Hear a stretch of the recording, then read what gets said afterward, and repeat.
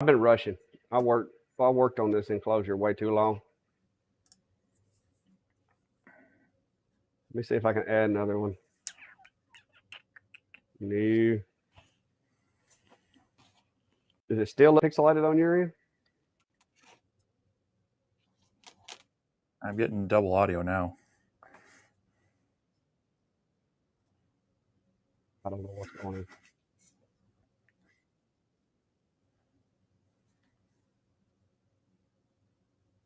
Hello, everybody. Hey, is Steve saying I got double audio? Is anybody else hearing it? Say this fuzzy. I don't know what's going on. Oh, Hold on, I think it's on my end. Let me just do something. There we go. Yeah, you're still kind of pixelated though, I think. So, but hey, everyone. It doesn't look it on. Okay, does it? They're saying it is. I don't know what to do. Let me go check my other settings over here. I kind of thrown everything together because I was working till the last minute. Sony camera. Oh, I've had one of those weeks too. So, yeah. Let me look and see what it's got. Okay, set at 720 with the broadcast camera. Yeah, I mean it. Not showing in focus on my end. yeah. Let me see if let me see if it'll let me add another camera. It may not. Or better yet, give me just a second. Let me kill this. Right. You do what you need to do. So, the joys of live streaming and technology. So, yes, my name is messed up, isn't it? Let's see if I can fix that.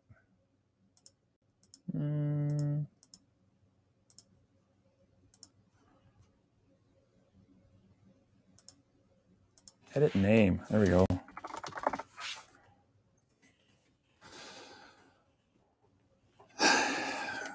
Yeah, we didn't want them confusing me for you. Now it's perfect because we can't hear you at all. How about that? No. Huh? Now you're sharp and, well, sharpish, and we can hear you. Well, I don't know what the heck's up with this thing. Like I said, I about waited too late. I was sitting in here working, and I looked down at my watch, and I was like, oh, crap. I got to set me an alarm. Let me see something here. Let me go on and get it keyed up if it'll let me.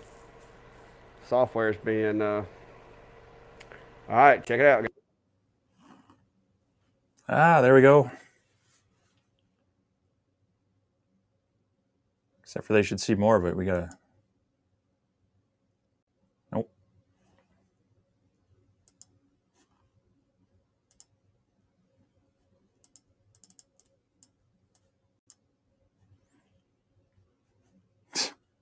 What'd you do? There. Now we can see it. I don't know that we can hear you, though.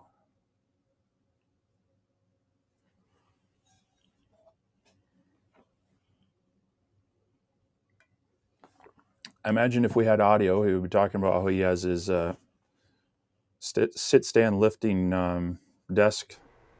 How about that? Does my audio come back? There we go. Yeah. Yeah. Check it out. If I wanted to engrave the top of this can right there, guys, I can lower that baby down. And I can now take and hang on. Work with me here. Oh, I got the laser turned off. Stand by. But yeah, let it home. It's got a home and everything. But yeah, I have been working diligently today. I got to get the lid done. I don't have a lid yet. But been working my rear end off today to get this little bit done. My shop is a mess, so don't ask to look at anything else in the shop. But yeah, see, so if I want to do the old bucket right there, send the machine over there to where it's at. So I can raise this guy up, set my focus, and voila, I am ready to engrave a bucket. So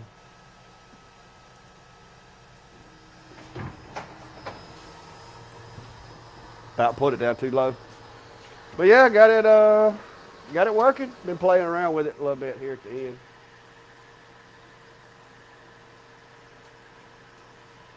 But yeah, there you go. So let me get back over here where I can read some comments.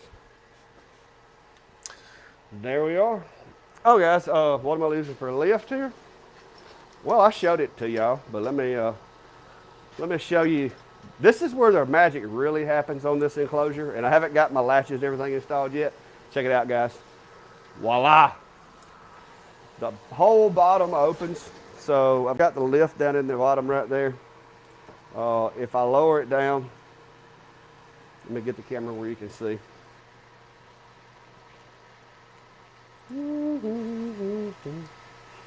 There's my lift. So if I lower it all the way to the bottom, I can lower it down to there. And let's say I have something that is really, really big that I want to engrave, such as a stove cover, for instance. Well, I can come in through here with anything up to 48 inches. I can come in through here, place it in my work area, and then I can close the door and raise it up to where it needs to be to work with. So, yeah, I'm digging it. I'm digging it. So there you go. That's as far as I've made it.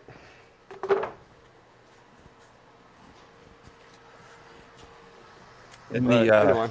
the video where you talked about that lift is the one where you're talking about firing your D1, right? Yes.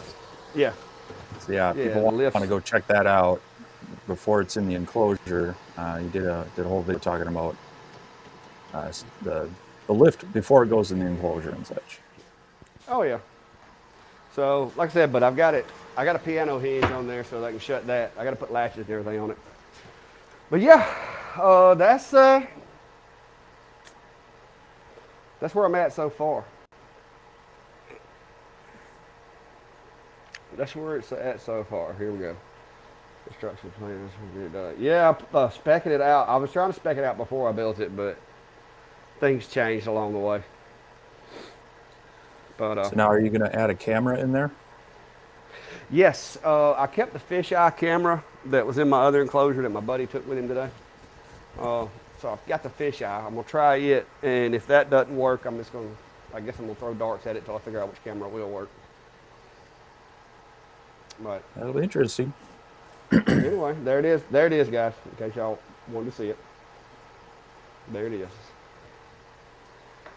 All of my work, my dreams, and my ambitions, right there. One project. But let me turn my camera around this way. There you go. Oh, there it is. But it basically took the place of my other enclosure that I had. And I will tell you, that's about $300 worth of freaking plywood, though. I believe it. As is double-sided birch cabinet grade. So, but yeah, it works. I was a little worried, and the cool part is I can actually take the honeycomb out. Those magnets that they send us every time they send one of those honeycombs, I used some double-sided adhesive and mounted them to the piece of metal that's underneath there. Hang on, I'll show you. But underneath the, let me get it up where you can see. Oh, I gotta buy a better tripod for this little guy. All right, so underneath my workpiece, of course, is the honeycomb. And the honeycomb is set in there with magnets, and I have to let it down to get it out. But it's got magnets on top of the metal, and the metal is attached to the lift. So I've got the little metal just to keep lasers from getting down below it. And these metal or these magnets are stuck on there with some adhesive, and then I got some screws holding the metal to the platform. So putting the honeycomb in and out is just more or less, you have to get it up here and lay it in place. If you raise the lift up, it makes it a little easier to get it lined up because the plywood on either side. I left about a 4 or 5 millimeter gap between the wood and the honeycomb right here. So that kind of acts as a guide. And then once you get it back in there, you can go up and down with it at will. But I figured out the neat little thing about the Acer Air Assist is it's got the way the feet are shaped, it's kind of like a Picatinny rail. And so this is just a Picatinny rail basically that the Air Assist slides on right there. And you can slide it off or slide it on. It keeps it up out of my way. So I thought it was neat. Thought it was a good idea. But yeah, there'll be a video. I was going to share it with you guys. You guys are the first ones to get to see how it works. So yeah, it only took, I think it was 3 sheets of the 3/4 inch cabinet grade. And then I had to re-up on Luan, and it was almost $400. So. But anyway, how is everybody tonight? I'm trying to go through the comments, Steve, if you want to put us back on split screen or whatever, or I can, I guess. No, everybody likes seeing you. No, I don't know about that. Whew. My wife had to bring me some tea because I was running behind, and I told her, I was like, hey, I got to get ready. Can you please bring me some tea? So I get out here and get to work. I don't know if anybody else has this problem, but I get out here and get to work, and I just like lose track of time. And it just, next thing you know, it's like midnight. All right, what we got? Did my video resolution pick back up? I'm seeing all these comments about my video resolution. You're good there. That sorted itself out. So. Roger. I'm just trying to scroll back through the comments. Steve has a moniker of Clack. Oh yeah, you were calling yourself Clack a while ago. He was trying to be a closer. When I sign in under your team thing, it gives me your name. I got to remember to change it each time. But sharpest tool in the Clack Shack. Yeah, I'm guessing they're talking about my enclosure. It is pretty cool.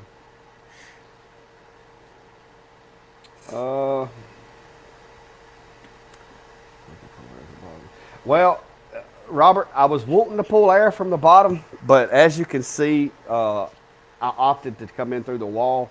Now, I'm not going to say that there isn't going to be an intake that goes over into that corner down and then pulls from the bottom. But I didn't have time to engineer and work all that out today.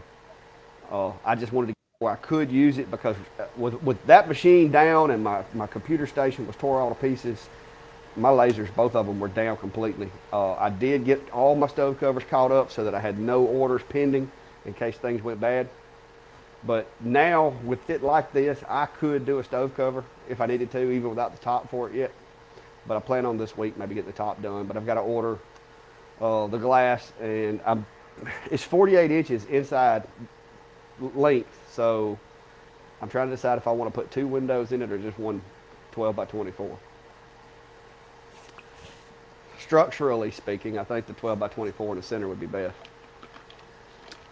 You could do that. What I did on one of my CNC machines was split it. So same size material, but just spaced apart. So you got a kind of a stanchion in the middle, but you can still then see the ends and everything pretty well. Yeah, well, I've actually thought about putting me a little window over here where I sit, because I sit right there to the left of it. So I thought about putting me a little window on the end, but we'll see. Like I said, just got to get time to get the rest of it done. Mm-hmm. But yeah, the only problem with two 12 by 24s is the entire front's only 48 inches. So I guess I could leave some material behind there, frame it out, whatever. But I don't know. We'll see. We'll see how it works out. But it's functional. It's operational right now. I can do stove covers in it. I can do whatever I need to do. So I'm sure there'll be some tweaks because I'll find some things that I don't like.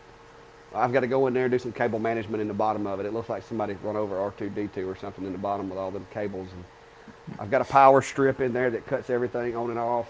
I do have it all run through my battery backup that sits over here beside my workstation. So it's going to take, and then my DeWalt wall is all messed up. So I got to get all my tools put up because it looks like, it looks like a bomb went off over here. So what's been up with you, Steve? Obviously, you can see what I've been up to. Yeah, well, I had a lot of things interrupt me this week. But so the way I like to do my reviews is I do my normal testing of materials and such, but then I try to work in some real world project, and I'll actually post that first while I'm continuing to do some testing on the device. That way I get a good feel for it, because sometimes I'll run a test grid on some material. I like to run it a few times, and I like to test it on projects just to make sure, because sometimes you just get a sweet spot of wood or you get a bad spot of wood, and you find out that either you were you got lucky and it was too hot for your average, or you hit a spot that was too low. So while trying to do that, I've run into a few snags, but I did work on, let's see if I can shift this. I'll show. So this is a sneak preview of the project I'm working on. And I'm wondering if anybody can guess what this is. Is it got ears? This Looks like it's got ears. So it's got these spirals on the side and this up front. Looks like a hole gauge. Looks like a hole gauge. I'm guessing that's in millimeters. A yarn bowl. Okay, I don't even know what a yarn bowl is, so I couldn't. That is exactly it. So my wife likes to knit, and she was talking, and she had seen a couple of these around and said, hey, that would be really cool to have. So you take your skeins of yarn, you roll them into a ball, and then you can feed it out through here, and it's supposed to keep it from tangling. But then up front here, this is a needle gauge guide. So you can quickly test the gauge of your knitting needles based on these holes. And so I went in and found that grid, various size, cut them to, there's slight variations maybe due to kerf, but with these diode lasers, that's so fine. I had her test it on some of her needles, and it's actually fairly accurate. So then you can, by just quickly poking it through the right holes, once it's a smooth friction fit, you've got the right needle. So this is just a prototype in some cheap 1/4-inch material. I'm probably going to actually cut this out of some, cherry that I'll mill down to 1/4-inch, and we'll have that ready to go. So that'll hopefully be a project video in a day or two, I hope, and then I'll be able to wrap up my the Aether review as a stock form. And then back over here, this little red guy showed up as well. And so I finally have a 20-watt Pro X tool instead of just the original 10 upgraded. So I'll be able to do some messing around with that as well. And then, I've got a number of other things. I was working on some kind of I have a lot of people ask me questions about things, and so I try to do quick videos to explain it, not just once, but anybody else that asked me. So I was working on some of those, but then also I talked about, 2 weeks ago, last week, I talked about those lenses that my friend Mike has been selling. Well, he's technically retired, and he's also in the process of moving to a different house and such. And he said, you know what, this has turned into a bit of extra work that I wasn't planning on. So he got more work than he wanted. Well, to a degree, yeah. It was more of like, I'd like to go back to being retired. Plus, he's got this move coming up, so he isn't going to be able to deal with it for a while. So we worked out an agreement that I'm going to take over the processing of those. That I've got them already listed in my Etsy store, and then I'm going to make sure I can get something on my regular website as well. So, um, Cool. so that was a bit of a disruption too, to kind of get all the gear set up, get his process for making them and packaging them and such. So I guess I'm a glutton for punishment, but I'll be managing those as well. The cool thing is that they work on any module that has like that 14 to 16 inch millimeter um, brass sleeve on the end of it. So like your X tools, the larger atom stacks, even the eightsers, they all have kind of that cover lens on them, which is nice because it protects the actual focus lens, but it is kind of a consumable that if you don't keep it clean, it will get cloudy and or even break. So it's nice on these that it's an easy fix where it's not something that's really glued in or buried in uh, your diode module. Yeah. So that was another thing, and yeah, also looking forward to our pending snowstorm this week. It's been warm, it's been melting, and now they're saying we could get 12 plus inches of snow. Yeah. Me and Jack have the same question. You had a 50 millimeter hole on that thing. Is there a yarn needle Well, that is that's not 50 millimeters? so. So these are just the needle size. So it says That looks really 50. large. It says 50, but it's something like 35 millimeter. That's It's still a just really big. That's still a really big needle. yeah. Maybe I'm just. No, I'm it's just. I 25 just don't. millimeter. Yeah, it's a big needle, and I'm not a knitter. Good God. I don't know what it's used for, but and that's not the biggest size that was listed on the chart. But I was like, that is getting ridiculous. Okay. So When I think of needles, I mean I'm thinking like small piece of metal. That just looks like almost a baseball bat. yeah, the, So the okay. average ones are probably closer to about 2 to 3 millimeters, or around 1/8 inch, give or take. But yeah, Okay. Woo. Broomsticks. Okay, I gotta go watch some knitting videos or something because that's excessive. My mother-in-law knits, but I've never like sat and watched her do it. She always uses a little, like I said, it looks almost like a chopstick. it's one of those things that people can do almost anywhere. I've gone to, so we've talked in the past. I'm in IT, and occasionally when I've gone to conferences in the past, they'll have like the big. A lot of times they'll have like keynotes over meals. So everybody will kind of sit there and they'll eat, and then they fire up the keynote speaker, and then I look around and there's people just sitting there knitting while listening to the speaker and such. I'm like, okay. Yeah, we had a conference last week and had a speaker out of South Carolina that was really good. Oh, it was pretty neat. But we had to go down to Montgomery for the week. But fortunately for me, Montgomery's only like 45 minutes away from you. So, Clack, did you do your MAT? MAT? Market? Okay. Market yet. I'm not sure what you're talking about there, Michael. Keyboards getting the better of you. It does me that way sometimes too. Uh, So Brian, yes, the Acer has the same brass end to their module. It's got the screw-on kind of sleeve to it that holds the cover lens. I know the Atom Stack A20 is the same way. Even the couple of the kind of the no names, the Wayne Lux and the what was the other one? A couple of the lasers I just reviewed, they also have it. It's a fairly common part that they use for that cover. So an easy way to check is if you have that brass sleeve on the end, half of it will unscrew.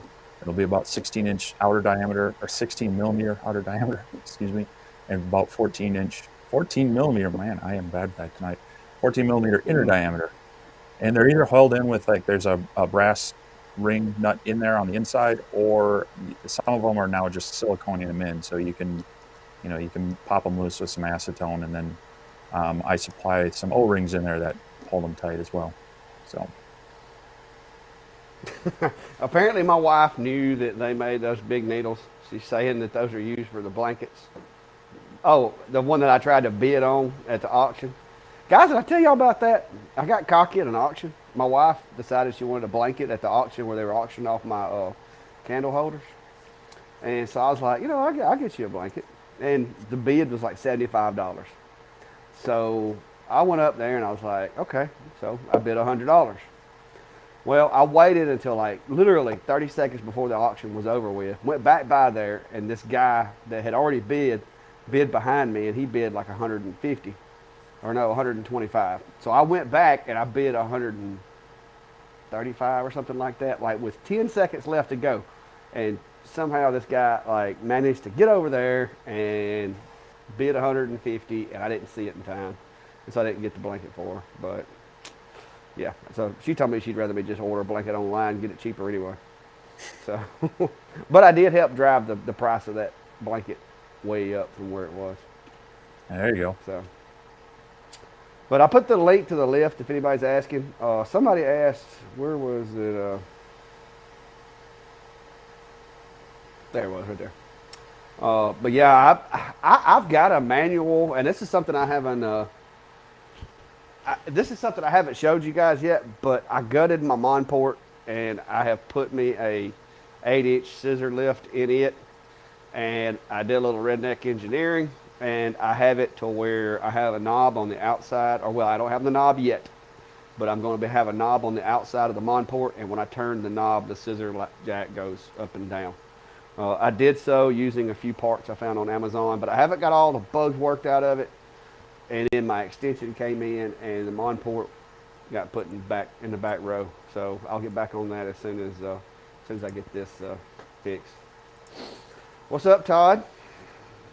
There's one of my fellow LE guys down here and Steve. He has a CNC as well as a laser. He's kind of like you, one of those little crafty guys with a CNC.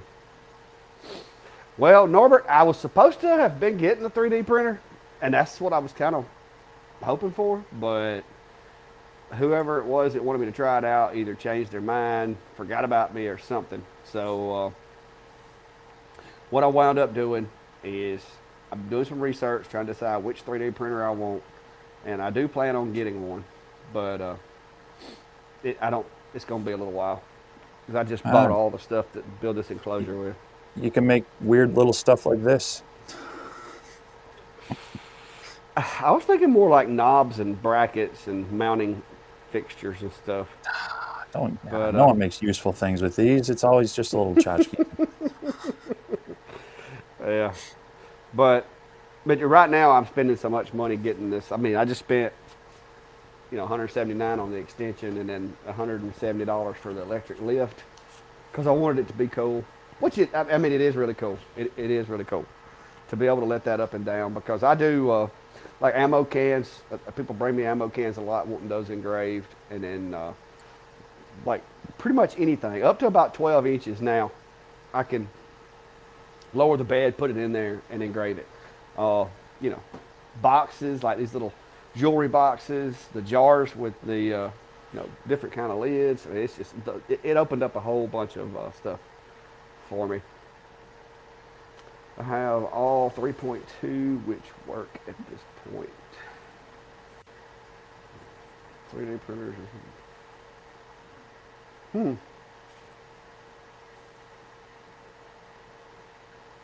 Brandy, no loss at all. Yeah, I've been enjoying your extension of the 8-Sir, and there's a good chance that I'll be extending mine, but I'll probably be waiting a couple more months till it's warmer and I can set it up out in the other shop. It's getting a little tight down in here, and I still have other things to work with in here yet before I maybe over the summer when I've got the outside shop more usable, I'll gut this down here and make it a little more flexible for things. But yeah, well, I oversized. Nice. Yeah, I oversized this one. I don't know if you can see it. Let me switch over to the other camera. I want to show you one more thing, because I still got to figure out how to put my. Why won't it put that camera down here in the big one? There you go. All right, let me. All right, the one thing that I don't know if you can tell or not, but this thing is just sitting on a shelf, basically. I built a shelf that has a hole in it big enough for the honeycomb to come up through it. And it goes, and the center of it's open. So this is not necessarily Acer specific. I can put other machines in it if I need to or if I want to. And another thing that I haven't got one cut right now to show you, but I can lower the bed down and still use my jig kit. But I've got to cut another one because I screwed this one to make a jig for my stove covers, and I was out of plywood, so I've got to cut another one. But if I lower it down and put the honeycomb even with the work surface here, I can actually use the my jig kit still with the honeycomb for cutting and stuff. So I thought that was kind of cool.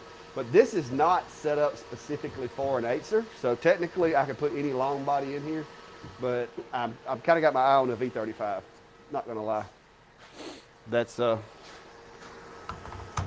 be my next I guess goal.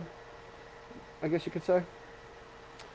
But yeah. Yeah, it's always a balance between leaving yourself some interior wiggle room for space and not having it so large that it's cumbersome in your workspace. Um, but yeah, definitely, as we've seen with the 8s and others, you get one dimension that's a little bit longer. Same thing with the Ortur LaserMaster 3. It was a little longer than your typical diode in that size. Then that doesn't always necessarily fit into enclosures if you've made it, just big enough. So. Well, that one has 48 inches inside dimensions by, I think I set it for 30. I think it's 30 from front to back. So, yeah, it's 27 and something to the edge of my little, like, shelf there.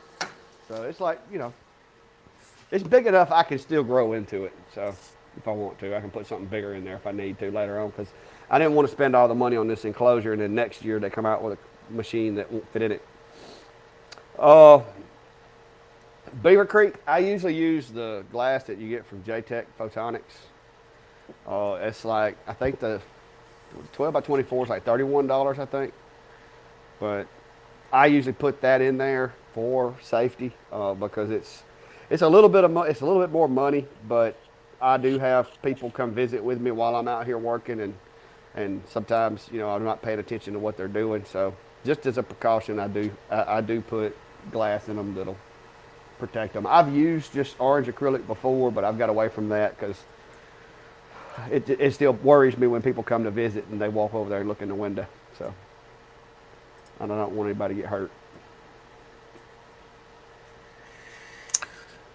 Yeah, it's a little bit more, but it's properly rated. I mean, it's kind of like the glasses. Spend a little bit more, get some stuff that's actually been tested and rated. Yep. Yeah, it's like I said. So far, the Acer, I'm just gonna, I ain't gonna lie to you guys. I'm gonna go ahead and call it. So far, the Acer is my favorite machine. I still like my 20-watt D1, but I have found so many things that this Acer excels at, and it's just, I'm loving it. I'm hoping that maybe Steve could, like, I don't know, mention that I need a V35 to somebody and somebody would send me one, but I don't know if that's gonna happen. Yeah, well, that'd be nice. My only comment on it so far is it is loud compared to others. It is loud, but I'm good with that. Yeah, no, I mean, I think in a workshop area, like, you've got really not going to notice or care as much, but if you're trying to do this close to another living area, inside your house in another room, it makes some noise. It moving that air through that module, that makes some noise. So if it gets too loud, I'll just put these guys on. yeah. ISO tunes, yes. So. I'll be jamming. Which usually I've got my music up in here. The only real reason I bought these is one, because I don't know if you guys are aware or not, but you can do stuff in your shop every day and don't have to worry about OSHA. But if you start doing YouTube videos, you end up with the YouTube OSHA guys that want to point out to you, oh, you didn't have your safety glasses on, or man, you're going to go deaf from running that skill saw or that chainsaw without hearing protection. So I got these for two reasons. One, to get the YouTube OSHA folks off of me. And two, because I do like listening to my music and being able to hear my phone and stuff like that when I'm working. And I do have to wear them when I'm running the sawmill because you won't be able to hear yourself think at the end of the day. And Yeah. so I went ahead and bought them, and I like them so far. I have an older set of those ISO tunes. They're really nice. I like that the Bluetooth links pretty well compared to, I had their earbud ones with the little foam inserts. Yeah. It worked okay, but their Bluetooth connectivity, I just struggled with that on mine. I'd have my phone in my back pocket and then the little receiver up by my, it just dangles off the cord. I'd still have it cut out. The ISO tunes are nice. They're over the ear. The bad thing about that is if you wear glasses like myself or you got safety glasses on, you got them on too long, they start pressing in, and your ears are going to hurt. I used those when I do my CNC for hours, and after about hour 4 or so, I'm kind of like, okay, I need a break. So, yeah, you should get you one of those hard hats or those little visors. You know what I mean? Well, I've got a nice set of prescription safety glasses, so then it wraps around the sides and that works well in the shop. Because sometimes it's side to breathe, but yeah, no, I like them. They're really good. They're well worth it, but that's my only caveat, and that's true of any over-the-ear hearing protection. Is they're going to try to cup around your ears, and they do push in on glasses. So yeah.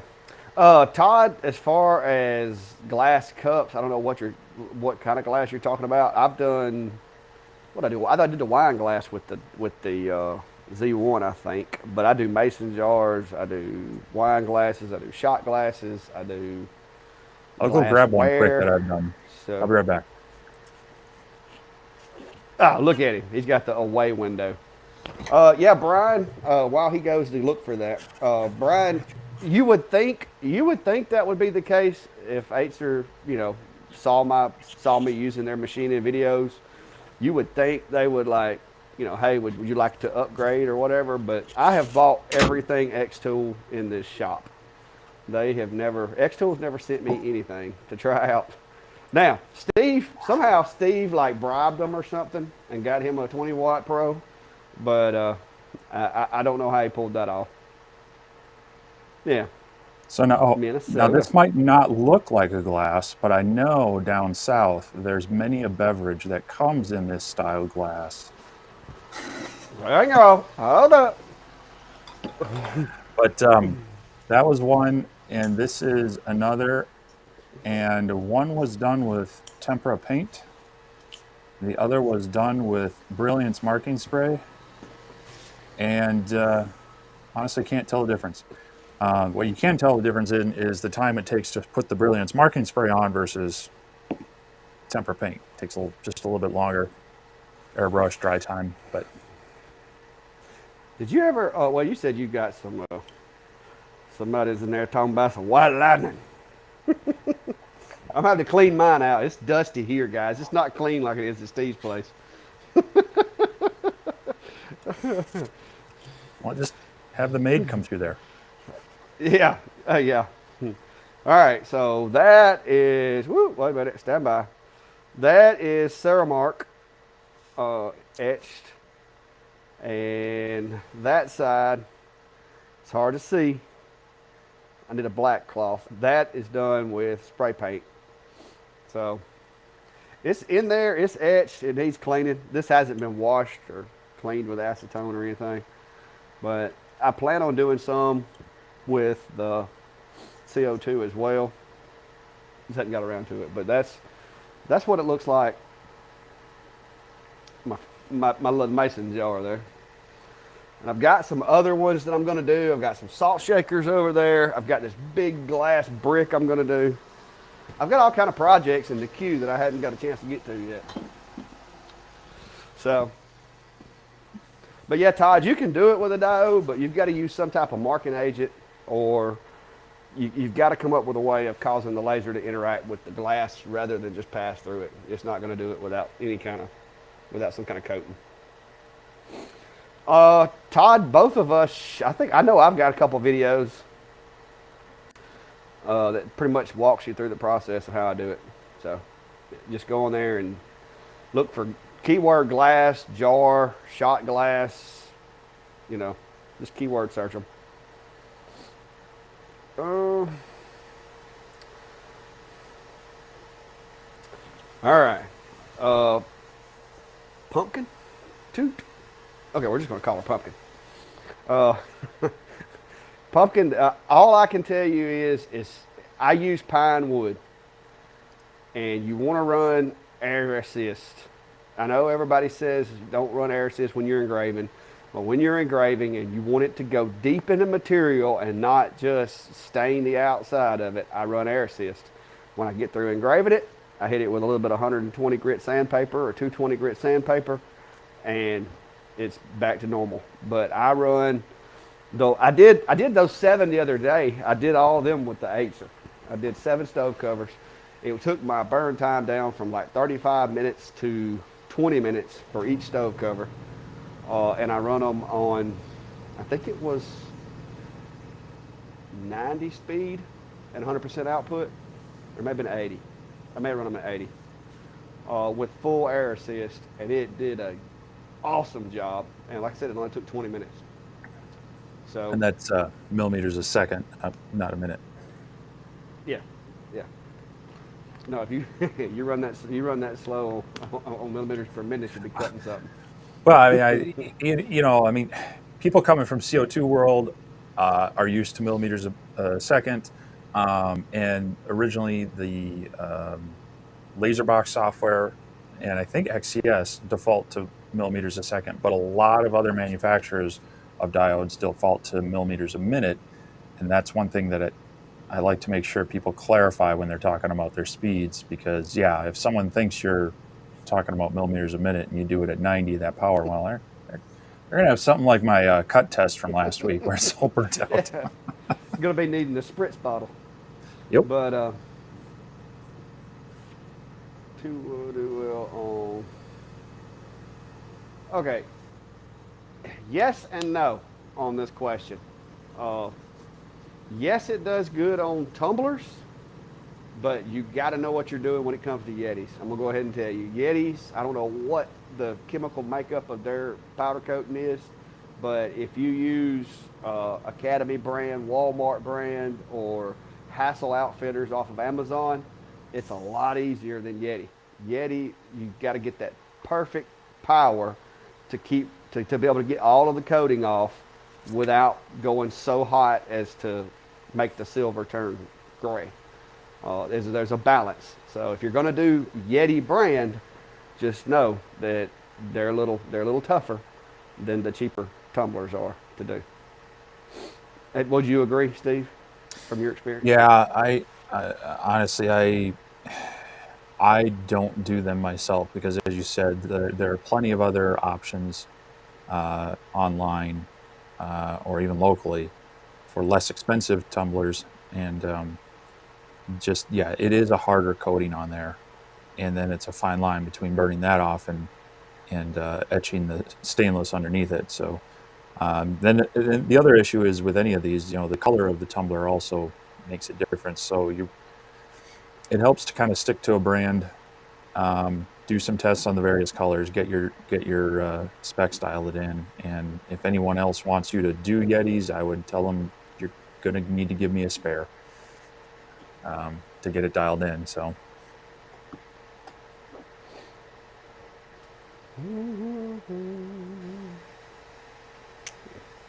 Let's see. Cardboard cut with plywood. Try doing a cardboard cut with plywood. Yeah, cardboard cut's really easy. I was actually trying to do an engrave with the H the other day and actually cut the letters out. I didn't mean to because I had the power turned up just a little too much.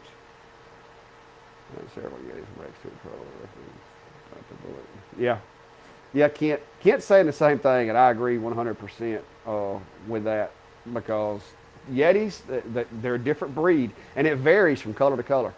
Like blue is going to be a different power than black, and yellow is going to be a different color of different power. So the cheaper ones are a lot more forgiving. Like my cheap ones, I got 3 speeds on my 10 watt. I got uh, 70 millimeters per second, 60 millimeters per second, and 50 millimeters per second if it's blue or white. I mean, that's pretty much it. Uh-oh. You want to answer this one or you want me to, Steve? Which one's that? The circle one? Yeah. You want to do a demo? Uh, well, this is going to depend on is it a solid circle or is it things around a circle? Either way. It's the Well, same process. yeah. I mean, if it's a solid circle, then you're really just looking at like offset fill or something. But if it's a number of objects around the circle, you want to break them up and group them, and then do engrave by group, and hopefully it's a vector, not a raster, so you can eliminate more of the white space.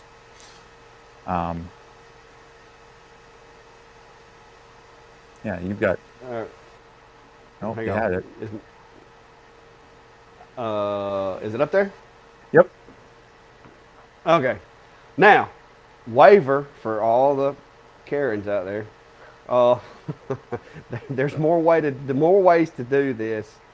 But just to give everybody an idea, this is kind of my go-to. Let me find something that'll work. Okay, so like this reef right here. This is actually my stove cover reef that I made. I drew this on my tablet. Uh, if you engrave this, like, which machine have I got? I got the D1 selected. So I'm going to preview this and I'm going to show you. All right. That's an hour, 45 minutes, and 52 seconds. Okay. Now, to me, the simple, easy way to do this is basically you can select it, get you a little square over here. This is kind of a cheat. Get you a little square, and you can cut.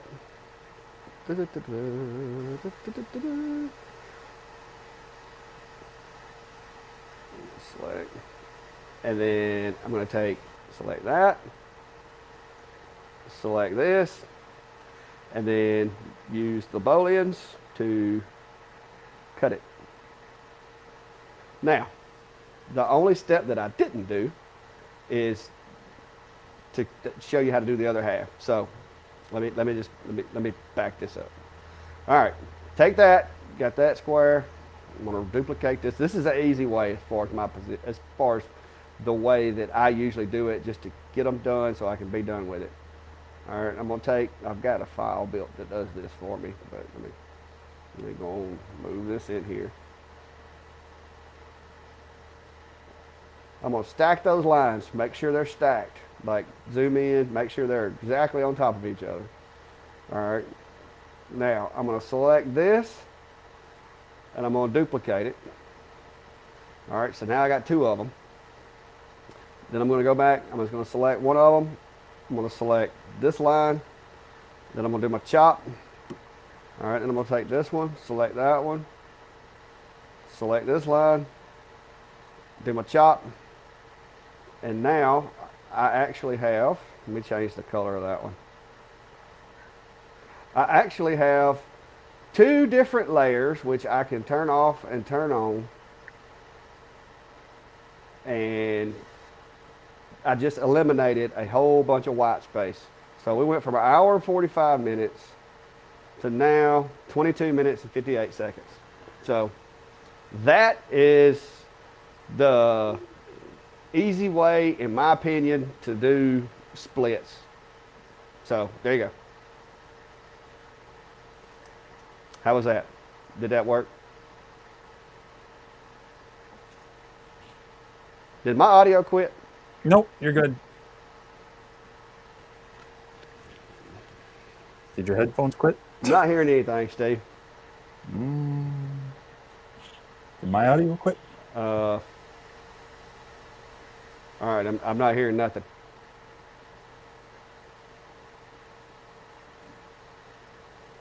You should refer people to the previous. Let me make Great. sure. All right, I'm not hearing anything. Give me just a second. I don't know what's going on here. Something's gotten muted. I think it's your headphones or something, because yeah, everybody Let can me hear check both of my us, and I can hear you. audio. You're just trying to block me out as usual. No. But Okay, I think I see the problem here. Give me a second. Okay, can you hear me now? yeah, there we go. I can hear you. I Woo! can always hear you. Did my screen share work? My audio? Because I Yeah, no, apparently I didn't hear you were anything. good throughout that. Just Okay. must cut out me for some reason. Like I said, Uh, you were technologically using selective hearing. no, it cut my headset off apparently. But does that make sense? Was that not easy enough way of cutting your file, saving yourself an hour and 20 minutes? I mean, that's what I do. Now, there's probably 50 other ways you can do it, guys. I'm just showing you that's the way that I do it. When I've got a design that's going to take me 3 hours to burn, uh, did that just to reduce the engraving time by not covering movement over the white space. Yes, what you do, Jack, is when I cut that graphic in half, see if we could do a split screen where I can still show.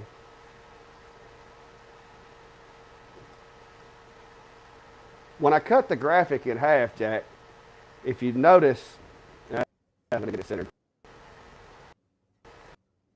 This layer here, like that's one layer. So if you look at the traverse lines right here, you don't have that white space. It's not going back and forth across the white space. I cut every bit of the white space out of the design. It's going to start up here, and it's going to just work its way down through here and do the same on the other side. Let me just change this. Let me put this back in. Right, let me import graphic from the controller. Yeah. Okay. So now I've got that in my library. So once again, there's that one. 22 minutes. All right. Delete that one. We'll bring it back in over here. About the same size.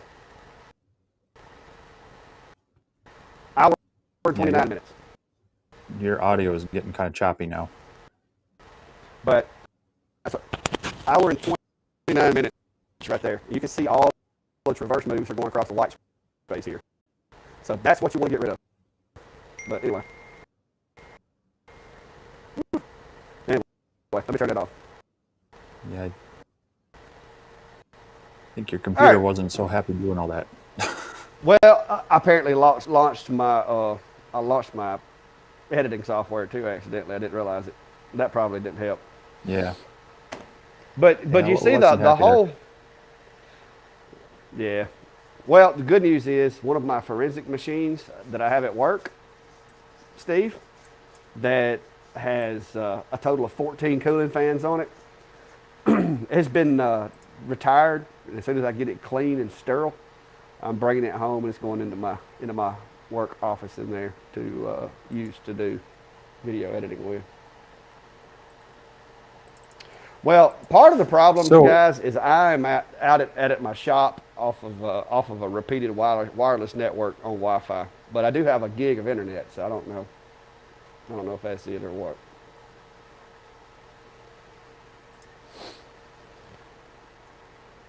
So on that one, if you had used just flood fill instead of cutting it up, what would the time have been on that? You can look, but let me see. It's not going to be that good. Okay, I'm going to take that original one and put it on flood fill, preview, 1704 on that. But yeah, flood fill helps, but now you do get those weird little lines in it sometimes. Yeah. Somebody tried to get me to do offset one time. And offset sometimes will help, sometimes it won't. But now if you put text in if you put text in the middle of that, it depends on the it depends on the design. Well, Lightbird's really messing up your audio on that. You might want to close that out. But yes, the question was just how to cut the design. I actually, what you would think with this gaming PC, I wouldn't have that problem. I guess probably 5,000 on the laptop instead of 1,500. I don't know. But should be able to handle a few things, but it's definitely mucking with your audio. Hold on, let me make sure when I brought it out here, it didn't switch to battery saving mode. No, it's not in battery saving mode. I'll get me another one day. But or either I'll get another computer and just get my when I got a studio and we can do things in a studio to where I've got me a machine doing the streaming and then one to work on and I can output to it. That'd be nice. But yeah, to cut a design, I just use that function. So, but that was the question she asked on the screen right there. I was just showing that. Yeah, and if you had multiple objects that aren't linked together, you could use the same theory to put them into groups and then set up, engraved groups together, and then that would have a similar effect as splitting the one object in half to help reduce the cut space, and it'll just work its way around one half and then the other. So definitely worth doing some playing with your various options and manually sometimes going and grouping things together to get your burn times down. Especially if you're going to be doing something over and over again. One-offs, it might not be worth it to take all the time to break it all up. You'll spend as much time optimizing your file as you are just burning it. But if it's something you're going to repetitively do, it's definitely worth that time to optimize your files. Yeah, the bird I put on my stove covers is that reef right there with text in the middle of it, and it's a 12-inch burn, and I've got it down to 20 minutes now. But I do it in different layers. The text is one layer, the half of the reef is one layer, the other half of the reef is the other layer, and it makes it a lot better. Plus, if I have whatever reason I have a failure, it makes it a lot easier for me to just change the scan angle and run that one particular layer that I need again, which I haven't had that happen since I quit using my D1.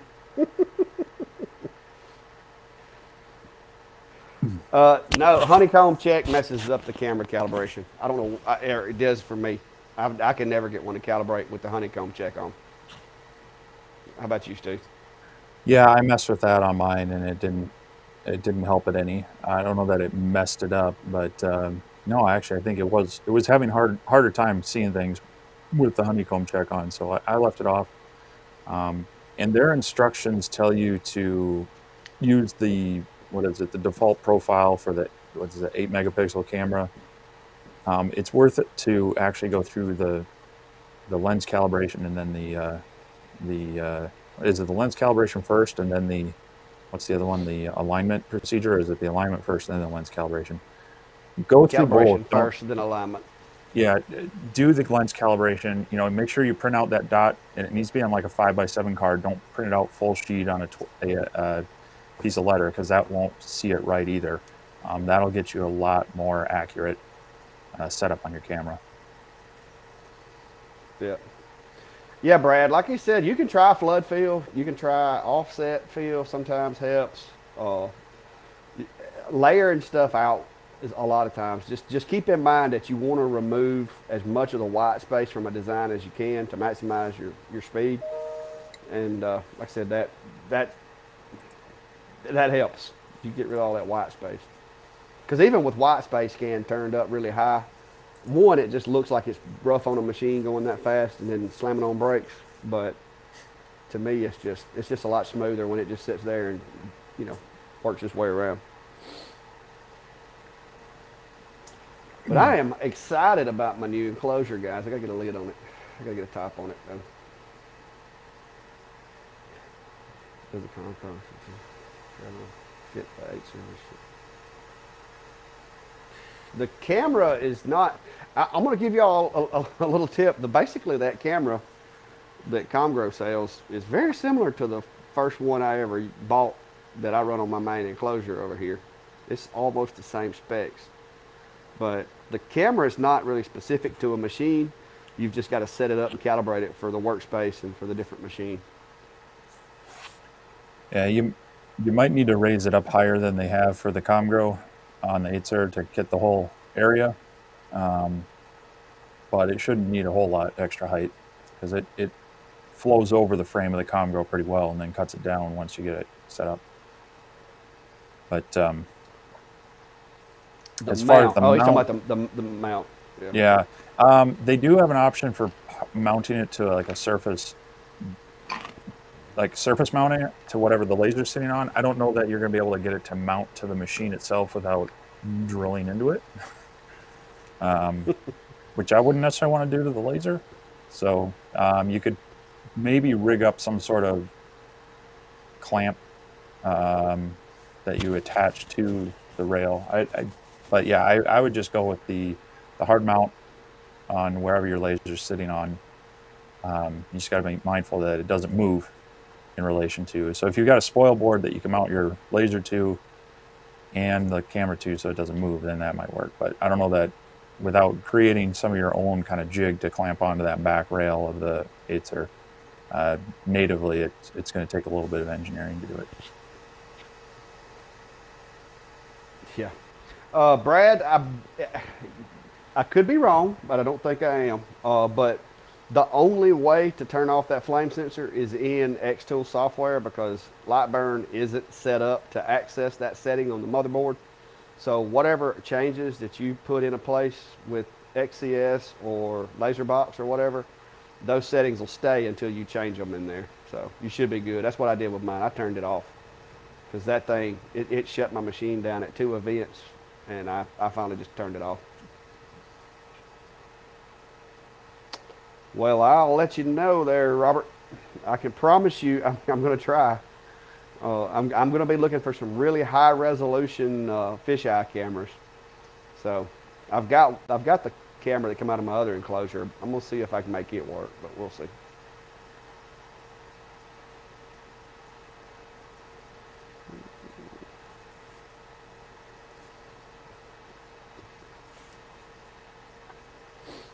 I don't know. Steve, do you know if those attachments would work for the X2? I was trying to see if I have mine handy. I'd have to look at it again and compare. The 8 is a little bit taller of a rail than the X tool from what I. Yeah. Oh, it's a lot taller of a rail. Yeah, it's got a little more height to it, so I'm not sure if that will fit around there. If I can find mine, I know I've got the parts somewhere. If I can find mine, I'll take a look at it and maybe post it in our Facebook group. But off the top of my head, I'm not sure. But I had looked at using it with another machine, and it has a little flange where you could mount it to the surface of like your workspace, like you said, Steve. And if I'm not mistaken, I think you can take the arm off and mount it to like the back of an enclosure if you wanted as well. Yeah. Yeah.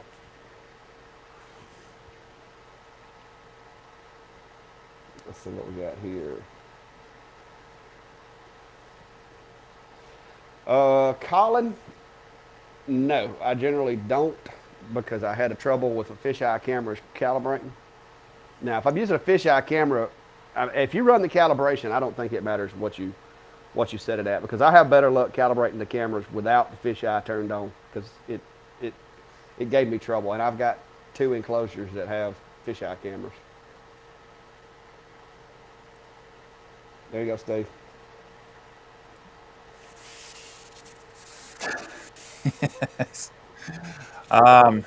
Yes, it's on my list. As a matter of fact, I picked up some extra parts, such as a standard switch, to be able to do that. So I've had people ask about both how I do it in the enclosure and just kind of general using them after doing the little backlit art display. So yeah, I'm hoping to get one of those done in the near future. We'll see how the rest of the stuff goes. Luckily, I do have tomorrow off, so I'm hoping to get some things done then. And who knows if they snow us in the rest of the week because we're having a major storm come through Tuesday into Thursday afternoon, maybe they'll just keep us all at home for a few days, and I'll be able to spend some more time down here. But yeah, it's not too difficult. The big thing is, hopefully you're comfortable with soldering. There are options around that, but being able to solder makes it a lot cheaper.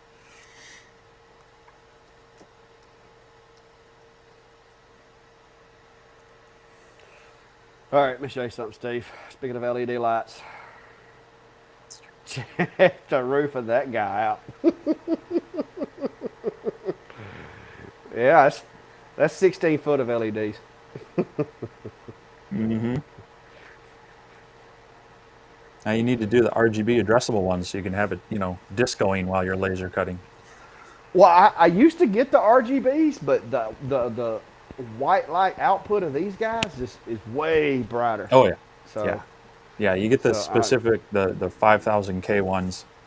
They're a lot brighter. So and these actually have a variable power on them, and I think I don't even have them all the way up. No, I do have them all the way up.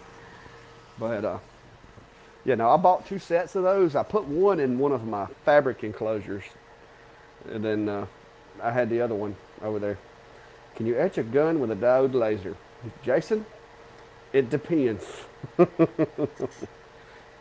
You want to break out some science on this one, Steve? well. You can mark a gun or you can remove a coating with a diode, but it's not going to meet ATF requirements for putting a tag on them for certain exemptions. You really need an IR or a fiber style laser to actually engrave into one. But some of them that have kind of that coating on the outside, you can definitely remove that, and it will have varying levels of success with how much contrast it has. But yeah, if you're looking to actually engrave it for the stamp you need on a certain, like if you're using the suppressor or SBR type things, then you need a different tool than a diode laser to do that. Yep. And you also have to be careful if it's yours, you're fine. If it's not yours, you can get into bad rules with modifying a firearm without being a licensed dealer / whatnot. So if it's your own But is it stuff, modifying it? But is it well, that's the modifying it if you're argument. not moving the material? It's more like That's painting it now. that's the More argument. like painting it. Yeah, but I think that's talking about like with the fibers. Technically, you are removing material using a method, uh, because basically what it equates to with the diode is all you're doing is either applying a coating or removing the coating. You can't remove any material with a diode. So I don't know. Yes, you can, and you can engrave P mags. You can engrave Glock mags as well. I have done both. They are I, ABS, but it will etch them. yeah, I was going to say I'd just caution on that, especially if they're generic unknowns, what material they're made from. You could be dealing with some stuff that either smells really bad and is slightly unhealthy for you, or something that is caustic to both you and your machine. Um, so just know Well, what you're doing. I always recommend people not to like vape the fumes. That's not healthy. Well, the thing is, Anything that comes off your laser, you really don't want to breathe it, regardless. right, but some of them will have a bigger effect on you more rapidly. And just because you can vent it outside, A, doesn't mean that your machine's not being affected by it, and B, you're still venting it outside. There are people and things out there as well, and whether it dissipates or not, or whether your neighbors find out you're doing that and complain to your city and all that. Yeah. I just caution people, you know what you're putting through your laser, that you're not putting out some hazardous fumes and Yeah. such. So Some of them can create chemicals that aren't healthy for your laser to be breathing. So, that's why vinyl's certain, a big no-no. Anything with chlorine in it. yeah. But, anyways, I understand what computer restarted in the morning. There was this one as well.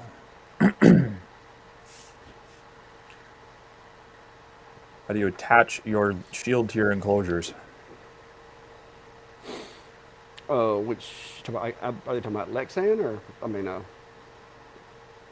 I would imagine I'm we're guessing talking they're. about like the acrylic shield, the JTech stuff, or whatever people choose. Uh, Typically with screws. The way that I plan to do this one here is I'm going to cut a window, and once I cut the window, I will take a router bit and put a, depending on the thickness of the material, basically the hole that I cut will be smaller than the piece of acrylic. And then I'll take a router bit and put a shoulder around that hole that will allow the material to recess into that hole and be flush with the outside.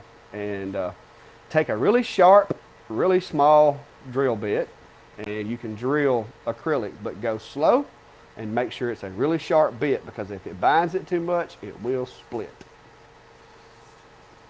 What is your recommendation, Steve? Yeah, no, I did the same thing on mine. Of course, I cut my top panel out on the CNC, so I just have a perfect fit, perfect depth. It sits flush with the top, so I've got a rabbet basically around the whole opening so that it sets into, and then, like you say, I very fine point, very sharp, slow moving, or slow pushing anyway, drill bit.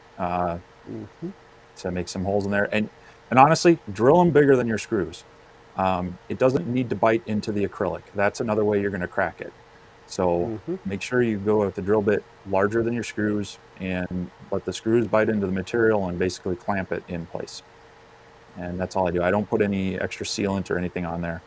I just make sure it fits nicely in there, and then screw it on. That's it. Matter of fact, I use some very small screws. Thanks to my RC hobby, I think they're like number 2 size. Yeah, and like Steve said, you don't want to put a whole lot of pressure against the acrylic, because it will crack. So just when you put those screws in, you might not want to use an impact wrench. You might want to use a screwdriver. Yeah, they're little number 2 by 3/8 button head screws. So they're not big at all. Yeah.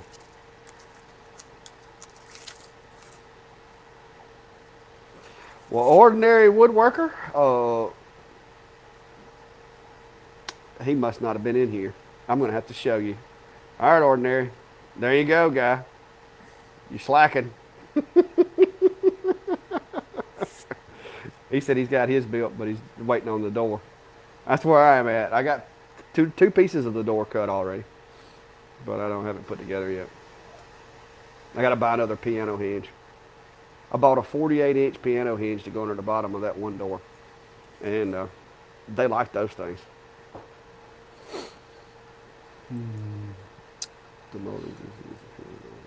Yes, there are similar ones to the RA2.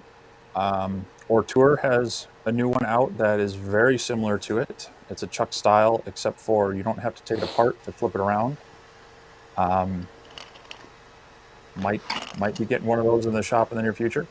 And I believe Aetzer also has a similar style coming out, where it's basically a stepper motor attached on a swivel head to the clamp chuck as well. So there's at least those 2 options. I know the Ortour one right now, I think list price is like $229, but there's a lot of places selling them with a coupon down at like $179.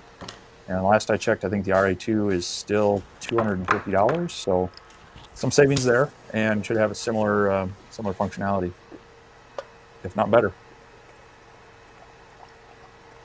Yeah, like Brian said, the Aetzer does have it out, but it only comes with their combo kit for the P35 right now. So hopefully that'll come out as an add-on. I know the Ortour one, from what I understand, comes with some cables for other models. I know the RA2 comes with a couple of adapter cables. So as long as you can adapt it to your Y-axis stepper, you should be able to use it on most of the typical diodes. They're all using that same functionality. What you probably need to do, though, is calibrate it to your steps per rotation kind of thing, and that you tell it hopefully the manufacturer has that information for you. Otherwise, there's some calibration things, so you can kind of dial in your steps per rotation on that one. Yeah, they're different on a lot of different. Oh no, most every rotary is going to have a little bit different steps. are the rotary for diodes interchangeable? And the question to that is, it depends. If you have the right cables, yes, they can be. But you got to have some of the cables. You have to have transfer cables and crossover cables. And Yeah, most of them are interchangeable. The ones you get some compatibility issues would be more of the larger ones that are made for CO2s that may not have a stepper motor that's compatible with the driver boards. But most of the smaller ones using the small NEMA 17 steppers are going to be compatible as long as you can get the cable calibrated to, or the cable connectors right, and then work that calibration to get the steps per rotation right. So most of them are fairly interchangeable depending on their wiring options. yeah, I've got the X Tool and the Diwali, and I think that's all I want. Oh, the Comgrow. And they all got different, the settings are different, steps and stuff are different.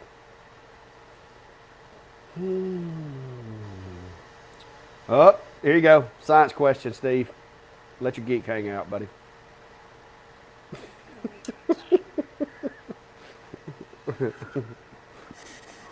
Um, Again, it's going to depend a little bit on the color. If you're using black, it should be able to cut through, now depending, probably at least up to about 1/4 inch. Shouldn't have a problem with that. But if you get into the lighter colors that the visible light has trouble interacting with, then yeah, you're going to get less of an effect on it, and you'll get more of a melting than a cutting.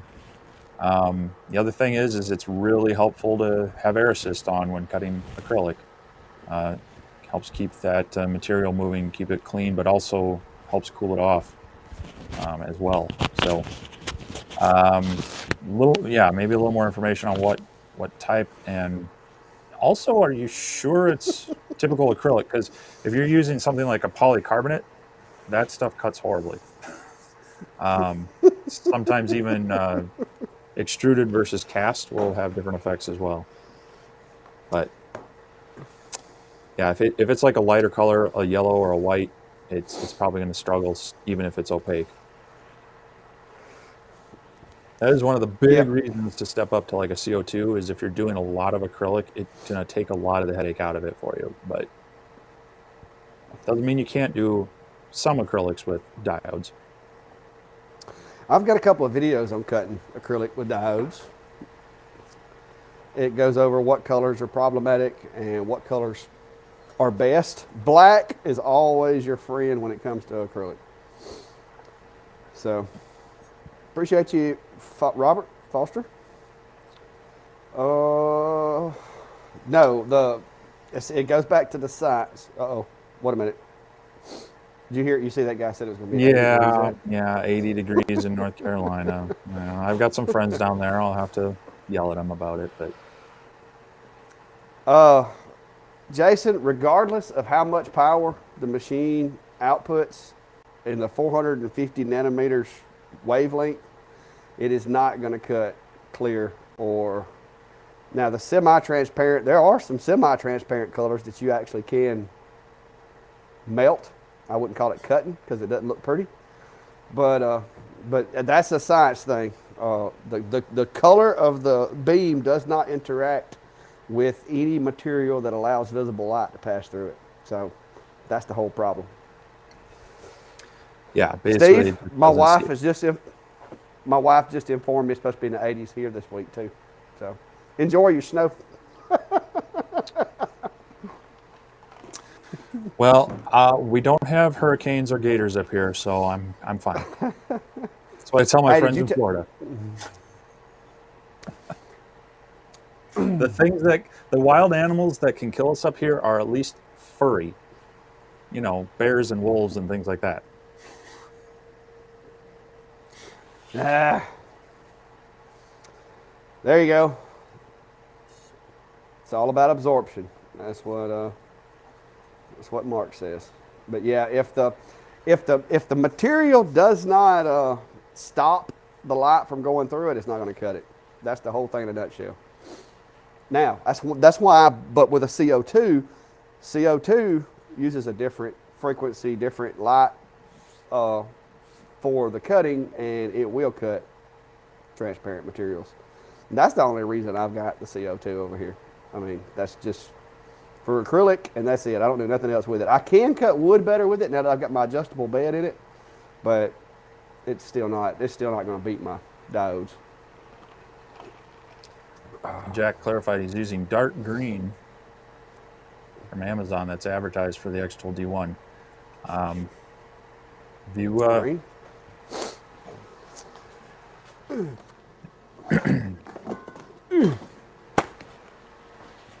Aha!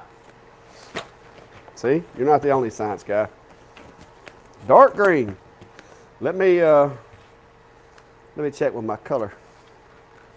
Dark green.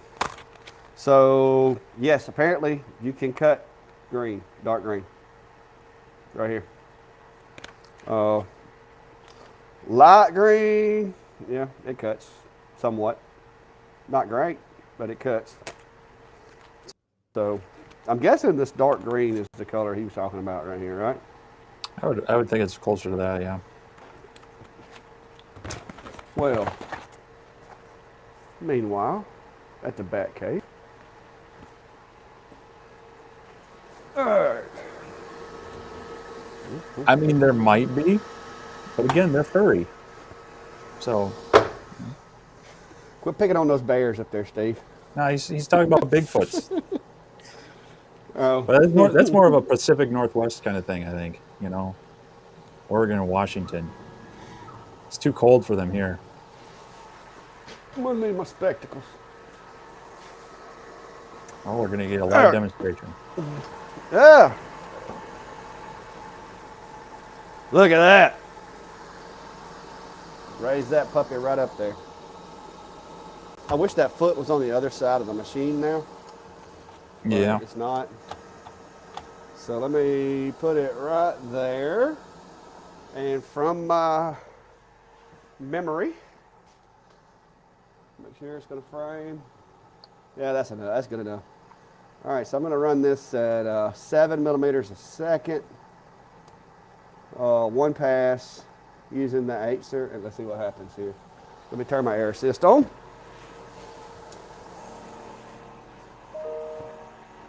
Here we go. Yeah, we actually had, you could hear the coyotes in our neighborhood, or just outside our neighborhood, past couple days. And we have, so we live we live in a river valley here, so a lot of animals kind of funnel up through those. Woo! And Woo! It's been stubborn. we've had cougar in the area as well. So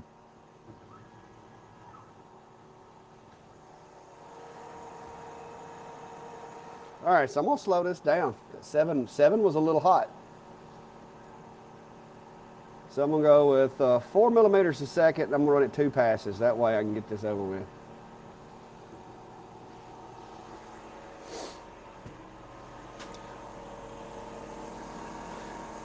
But actually, I think green. Sorry. What? Go ahead. While Brian's doing that, so I wonder if dogs are attacked by wolves or alligators. I think they did a report on the most dangerous animal in Minnesota is actually the domesticated dogs. There's more people that are attacked by them than any other wild animal here.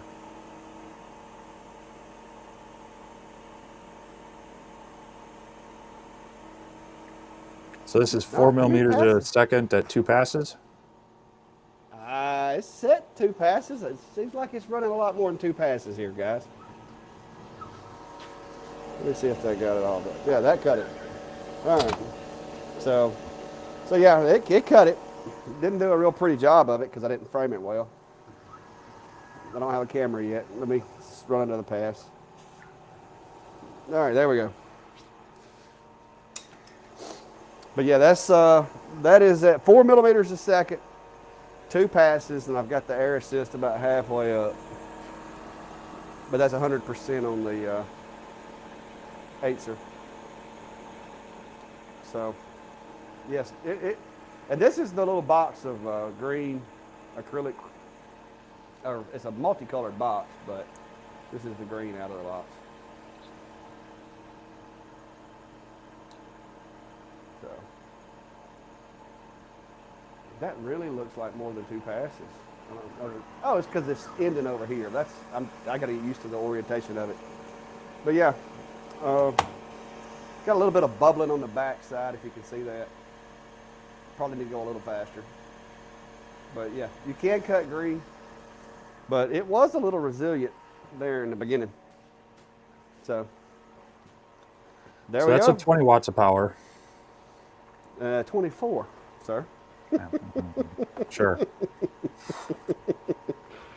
So everything's blue now. But yeah, these now I will tell you the like blue is really tough. Like certain colors,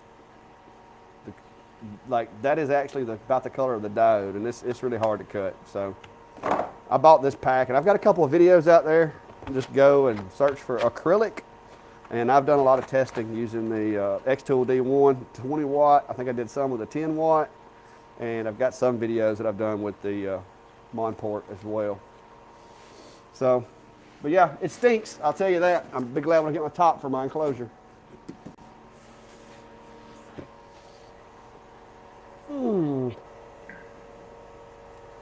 Jason and Clanton here, the beekeeper at the feed store. Hey, oh, hey, Jason. Yeah, welcome, Jason. One of my neighbors, guys. This guy works at the Chilton Feed and Seed, and they have bee supplies, feed, clothing. They don't have this, but they have clothing, boots. Y'all don't have feed stores up there where y'all are at, do you, Steve? Oh yeah. I didn't know if y'all had those. A huge farming community around here. That's all southern Minnesota is. Lakes, rivers, and farmland. Oh. I want to come up there one day. You got plenty of farmer friends, and it's always good to be friends with farmers. Rotate your machine 180 degrees, then it's on the other side. No, Brian, I don't want to do that because I like it where it's at, because if you notice the button, if you can see the button, I got it toward the front so I don't have to reach across it. And I do have my return to location set to the actual back left corner now. And I did that. I went in and set that up, and I've got a park location under my locations. But I did that so that it would get the laser head would get back out of the way and get on that other corner after I do a burn. So that was on purpose. But that was 3mm acrylic there, Jack. Ballards are washing. There's some more of my neighbors. Man, I got all my neighbors showing up. My friend Jennifer Ballard, she does real estate and buys a lot of wood products from the Clack Shack. Nice. I wonder where dogs are attacked by wolves and alligators. And y'all don't want all like Animal Kingdom on me in here. Hey, you were busy doing your demo. We had to keep the conversation going. I hear you. Brian Smith, what state are you in? I'm trying to catch up. I lost. Thanks for the demo. Yeah, Jack, this is what I try to tell people when you get lasers, don't ever buy just enough material to make whatever it is you want to make. Buy extra, because the only way to make sure you're doing it is to play and test. And I mean, you're going to mess some stuff up. If you're not messing material up and wasting materials from time to time, then you're not really trying to get, tune your settings in. So that's why, and I try to do a lot of that work for you guys and make these videos where you have like a jump off point to where you can get started. And I know Steve does the same thing with different materials and stuff, but you still need to do your own testing, because, your machine is going to act differently than ours. So don't go in the winter, Clack. But I don't know what it's like, guys, to see more than, say, 2 or 3 inches of snow. I want to go up there when there's like 6 feet of snow on the ground. That's what I want to see. I hope I don't see 6 feet of snow on the ground at one time too often. That's usually not that bad, but we're not Buffalo, New York. They get that lake effect snow. Oh, I want to see a lot of snow. Right, let's think about the power button. Yeah, the power button and that emergency shut off, I put it up there on the right. And another thing is I wanted all of my cables to come in on that end of the machine because I've got 1 inch and a quarter hole and one 3/4 inch hole is where all the cables come into the machine right now. And I wanted everything to come up that way. So I kind of laid it out that way. I can move it, but I don't think I'm going to. I kind of like the way it works out.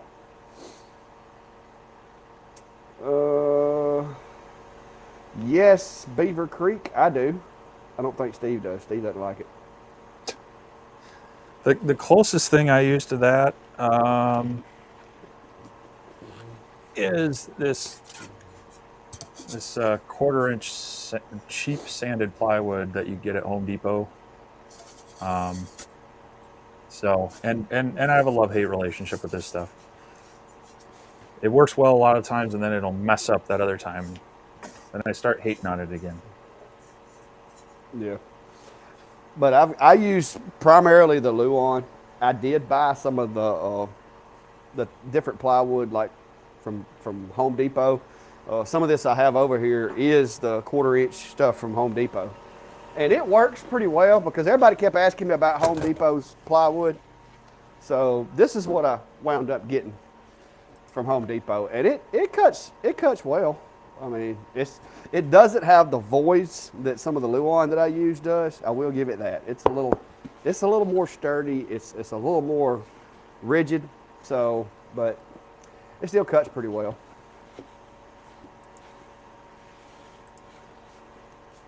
Yeah, Mark. I get. See, Mark. Is that Mark from Pelham?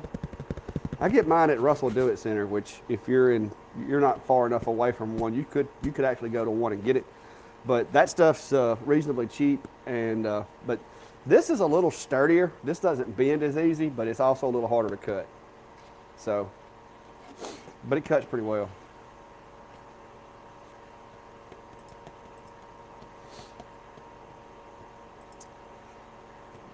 I gotta see if I can share something real quick without mucking this up. It's gonna mess something up just like mine. My hair is looking all awesome tonight.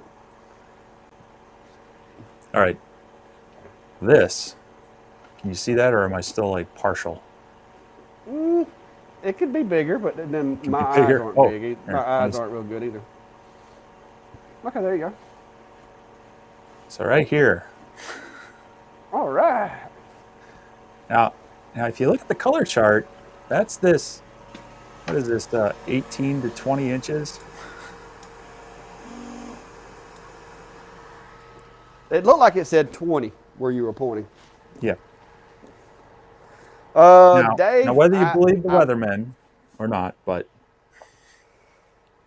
Dave, I'm not sure what the actual name of it is. Let me see if it's got a barcode or anything on it. It came in a 2x4. It came in like a 2x4 sheet. It was 2 foot by 4 foot, and I cut it up in little squares. I don't see a barcode or anything. Oh, wait a minute. There we go. That's what it says, guys, right here. Scan the barcode. Grab your phone, scan the barcode. But it's 1/4 inch, 2x2 BC handy panel. And they sell it over in their little Hobbywood rack. That's where I found that at. They have a rack. It's basically like Hobbywood. And I picked up a piece of this because everybody was always asking me about it. So I grabbed it too. Hang on. Okay. I grabbed it to try it out and see how it worked. But it works. It's just a little more stubborn than the other stuff that I get. Yeah, if you could get a 12 by 48 for $1.80 a sheet, yeah, that's not bad at all.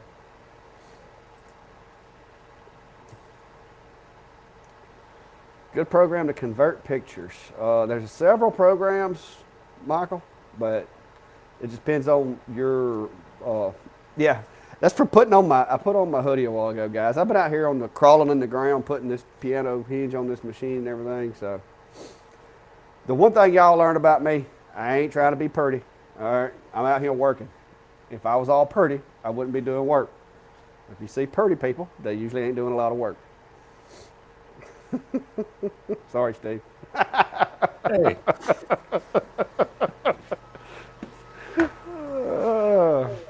But yeah, but that's the type of material it is. I got lucky and it did have a sticker on it. Have y'all experienced with the tabletop CO2s on tech? That's more you, Steve. That's all you. uh, no, I mean, I think you're talking about the kind of the Glowforge style that are somewhat self-contained, or they're advertised as self-contained. Um, I don't. I've looked at a Glowforge at a local makerspace, and I know a guy I helped with his CO2 that moved into it and really likes it. Um, my impression of them is if you want something that's technically easier to use, they're great. But you're paying for that kind of what I call the Apple like equipment. It technically does the same as your cheaper standalone one. It's just things are bundled to make it a little bit easier. Um, I know that like on the Glowforge and some of the others, I think their air extraction that's built in, people tend to get tired of it and they rip it out and they put a normal exhaust on a lot of them. I mean, that's I've heard that on the Glowforge a lot. I don't know about the new OhmTech or the Gwiki, however you say that. Um, but that I know that's been one issue. Um, but I'd love to have a chance to play with one of them. But when I looked at them, I just couldn't justify paying that much for something that small when I could get a better CO2, a larger CO2, knowing that I'd have to do some of my own, work with it. But I think they're great for people who want something that's a little more packaged together that um, is not as difficult to set up and run. They've got the cameras in them that are ready to go. Um, they're more controlled. There's fewer variables to it, which is kind of how Apple keeps their stuff. They control everything from manufacturing it to the operating system. So they have far better control of it. So you get fewer issues with it, but you have less flexibility. Yeah. Yeah, it is nice that the new ones, the OhmTech and the Guike, lets you use Lightburn versus the being tied to the Glowforge software. So that's a nice thing to see out of them. And also, Xtool's talking about their next laser as a CO2. I would gather it's going to be along those lines. So we'll see what they come out with. So there's definitely a market for it. People want them, but I think what you're paying for is a bit of convenience and kind of all-in-one packaging. So Yeah. it's not going to do anything that a regular CO2 can't. It's just going to try to make it easier for you. Yeah. Steve, y'all were making fun of my hair a while ago because I had to put my hoodie on, but it was getting really cold in here. So I was just going to, let you know it was getting kind of frosty in here. So I had to put my hoodie back on because I don't have a heater running right now. But bought a bunch of 5mm underlayment. That is basically what the Luan is. The 5-ply is better. I would agree with that. It's just going to cut. It's not going to cut as good either. But anyway, was anybody got any other stuff? We might need to be wrapping it up here, Steve. We're keeping everybody up past their bedtime. Yeah. Well, Brian said earlier, tourism in Minnesota just dropped for this week. Unless you're a snowmobiler, of course. They're loving this. So. Well. Yeah, small world. I grew up in North Mankato. Still live in Mankato. So, Yeah, Jennifer. I could tell she wasn't from around here. She lives near me. They have now, but you can tell she spent some time somewhere else. Maynard's, yeah, I've never seen them. Well, I can't say I've never seen a Maynard's. I probably saw one when I went out of state somewhere, but we don't have one around here. It's a Midwest thing. They're based out of Wisconsin, and you'd be dangerous in one. They're kind of budget hardware, big box supplier. Competes with Home Depot, Lowe's up here in the Midwest, along with Fleet Farm being one of they're kind of a jack of all trades: feed store, farm store, lumber store, clothing, auto repair, stuff like that. We got some regional ones that are good, but yeah, I get a lot of stuff at Menards. Cool. Yeah, I don't know. Like I said, I've got a little small Russell Do-It Center here near me. But to go to like a Home Depot or anything like that, I've got at least a 25-minute ride to get there. Now, last week I made 2 trips by there because I had to pick up a bunch of stuff for those stove covers I was turning out. But luckily, like I said, I had that conference. It was in Montgomery, so I was driving to Montgomery every day, and then I just swung by there on my way home in the afternoons. So, worked out pretty well. Well, we up until recently we had Home Depot, Lowe's, we've got Menards, we got Fleet Farm, but Lowe's split town because they were just in the wrong spot. The closest one of those is about 45 minutes away from me. But yeah, Menards and Home Depot, they're just across town, which is 15 minutes for me. And yeah, especially if I'm doing plumbing, because I hate doing plumbing.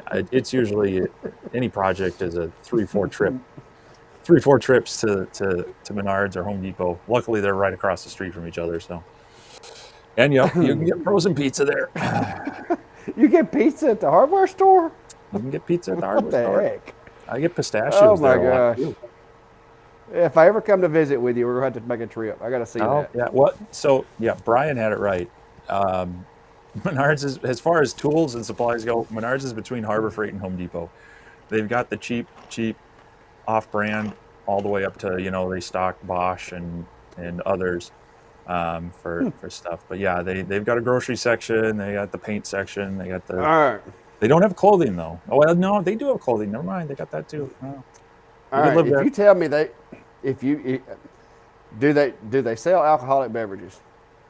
No, Minnesota's weird.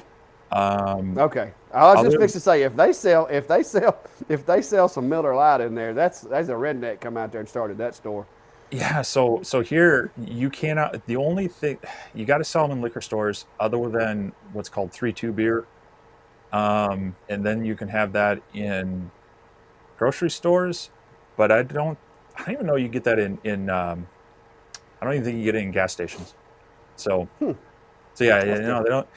If they did, and maybe in Wisconsin, they love their beer there, and I think they're a little more I was lax. just They might have yeah, it there, but I was just thinking if they did, man, that'd be like a one-stop shop for most single guys. I mean, you get some pizza and some hardware and lumber. I mean, that'd be like a one-stop shop, especially if they carried like Carhartt clothing or something. That'd make it easy. I don't know if they do that. But Fleet Farm's right across the road, and they've got Carhartt. Yeah. You want an all one stop. Fleet Farm's more of that. I mean, they got groceries, pizza, auto repair, Yeah, Carhartt. Jackass, isn't everything frozen up there, or is it just the pizza? Well, this time of year, you don't have to turn your fridge on. You can just leave it outside. Yeah. Yeah, it's different. Like I said, it's supposed to be in the 80s. What my wife was saying here next week. It was probably. I mean, it wasn't far from that today. The honeybees were out. I got stung yesterday. I put my hoodie on. I'd left it laying on my back porch, and apparently one of them was in my hoodie when I put it on, and stung me right there on the sternum. And just so you know, getting stung by a bee on a big plate of bone like that hurts. It swelled my whole chest up last night. Thought I was gonna have a heart attack Yeah, I would imagine. from a bee. Because the head, the ears, and the nose are probably the worst places to get hit. But anywhere there's a lot of bone where the muscle can't absorb the sting, it hurts. Come to Carolina. But I've been through Carolina. I've been through South Carolina, North Carolina, Virginia. I've been pretty much the East Coast. I've been all up Kentucky, Arkansas, Missouri, New York, New Jersey. I've been up that way. I've just never ventured out towards where Steve's at. And I told Steve one of these days I'm gonna have to come up there and shovel some snow or something. and I want to get him down here. What I want to see, guys, is I want to see Steve mid-July running the sawmill, because he keeps saying that it's hot. It's just as hot in Minnesota as it is down here. So I want to put him. I want to put it to the test. I want to see him running the sawmill mid-July, and just see how that goes. Because I think it's going to be a little different for Steve. Yeah, well, we'll compare. We'll compare and get into June and July. We'll compare. You might be surprised. I might 3:00 in the morning. Ooh. Go ahead. I was just some guys. It was 3:00 in the morning.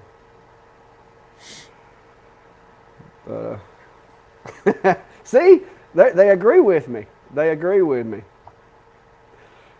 Beat him with Stumpton, Big Steve. Easy. It's humid up here. I mean, people don't believe it, but it'll be. I got heat stroke one year up here running one of my airplane events, because we were in the upper 90s. The humidity was in the upper 90s. Sunny. It was horrible. We landed 10,000 lakes and rivers, and that's just the bigger ones. I mean, we got water everywhere, so anytime it gets hot, that water is going to go into the air. Yeah. All that rain from the Gulf, any storm that comes up the Gulf, it ends up here too. So. Yeah. Robert, my sawmill, it doesn't have a computer. It ain't got a starter. It's got a crank. It's got a ripcord. All right. It's all manual. You got to load the log. You got to roll the log. You got to push the mill. It ain't one of the ones that's just got a bunch of levers. So they do not believe land of 10,000. Actually, it's like 12,000. I think I missed something. Yeah, it's the number of lakes we have, so that's our moniker. Minnesota, land of 10,000 lakes. But that's just of a certain size. There's a bunch out there.